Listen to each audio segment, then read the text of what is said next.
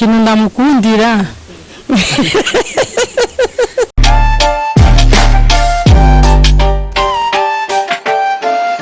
Chiti yagenzi namwe basi bakiyago Media TV turabaramukije amahoro y'Imana bane namwe aho muherereye hose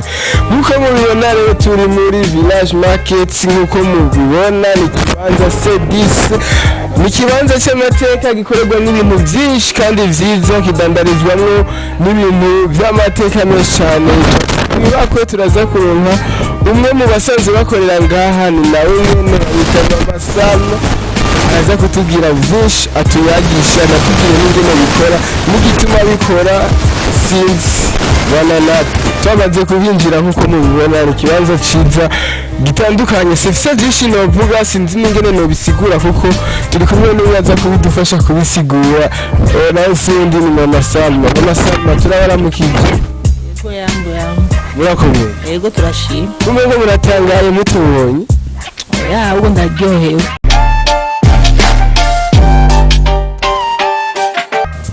Mama none ko tubona hari ibintu byinshi by'ubwoko bwinshi kandi mbona byose ari byiza cyane bigenda gute mwambika abakuze n'abana bose cyane yego aha turambika abana bakuze kutangura ku mwana kivuka gushika ku mwana afise imyaka 25 25 nibo twambika ngaha twabonye hari impuzu ariko si impuzu gusa turabonamwo n'ibindi bintu byiza bikora ubwiza y'amabiju amagaranti ariyo imvutano turakotesha imvutano yego n'impuzu z'abahungu n'abakobwa n'amashati y'abagabo ashonye y'ibitenge n'ikanzu z'ibitenge zishonye n'amakotebu urabona ko ari amakotebura n'iby'abana nyine abahungu n'abakobwa bisigura yuko kwa Mama Salma atakintu twohaburira byose biriyo umuntu wese uza gukwakira yego bose ndabambika ndavuga ku ruhande ndabona umumama nawe nabero mama ntujije gukoresha ibintu byo ngaho kwa Mama Salma kumbe namuberewe cyane yego je ndi umukiriya wiwe naje kumushorera impuzu z'umubebe yego ibintu bitanu kundira Mama Salma ikintu ndamukundira basha ntazimba aguha neza kabisa icyo nicyo kiza ku mutwe ibindi basha arakunda gutwenga aratwakira neza n'umumama nyene afise umutima mwiza niwe baba afise umutima mwiza ngira abakunzi ba Kiyago Media TV muranavyibonera aguma amwenyura aryohewe cyane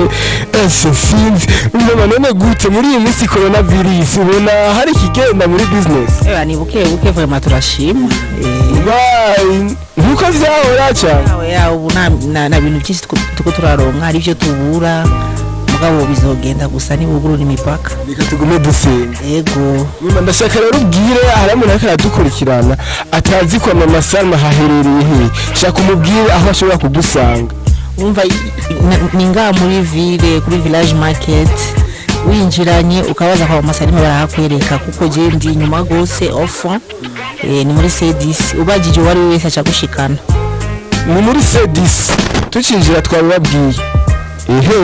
ariko mama hari umuntu ashobora kubavuga ati sindi hafi cyangwa ndashobora kugira ngo kubaza kwizo mpuzu ziriho urashobora gutanga kanimero ka telefone yego inimero